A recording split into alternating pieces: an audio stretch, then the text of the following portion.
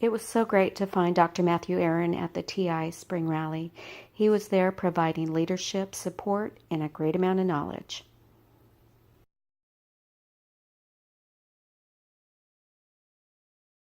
Were burned into my window, and what you're seeing here is my window facing out of the apartment in my solarium, and I actually witnessed the weapon and the people that were firing it at me.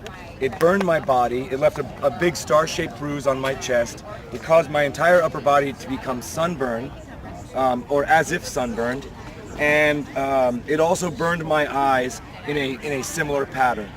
Now, this may look like not much to most people, but if you look at this configuration of concentric circles, this is a close match. Actually, it's identical to what's called a ring resonator.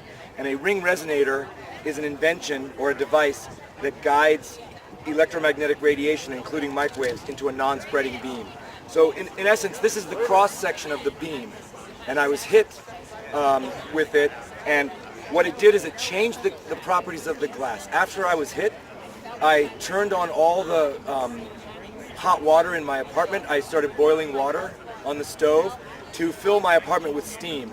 And what you can see is that the steam was sticking to the glass where the beam did not go through it, but where the beam passed through the glass, the steam would not condense. So that microwave energy actually changed the dielectric properties of the glass. It changed the hydrophobicity of the glass.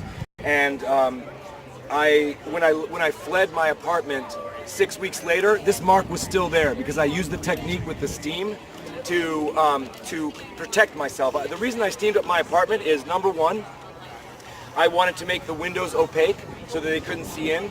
Number two, when you get hit with pulsed microwave energy, it causes a feeling of electrification in your body, and it also causes high-pitched ringing in your ears.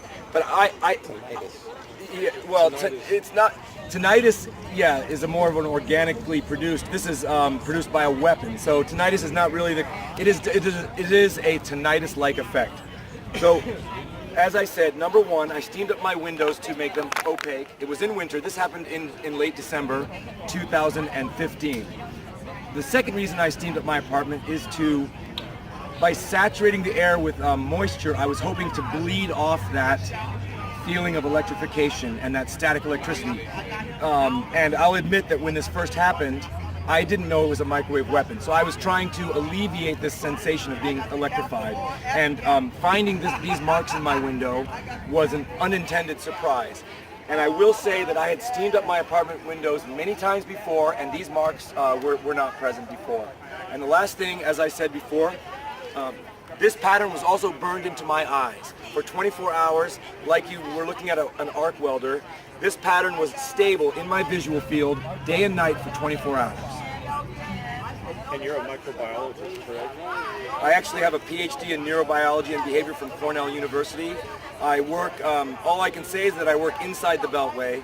I'm a health scientist. I'm a published researcher. My name is Matthew Arnegard. You can look up my publications. I've published in top science journals.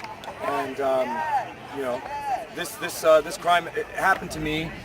Those credentials may give me a little bit of credibility, but the sad thing is it's happening to all kinds of people, and no one is believing us, even when you have solid evidence like this. But the day is coming soon when people will believe us. There's too many of us, and sometimes we do have evidence. That is really good evidence.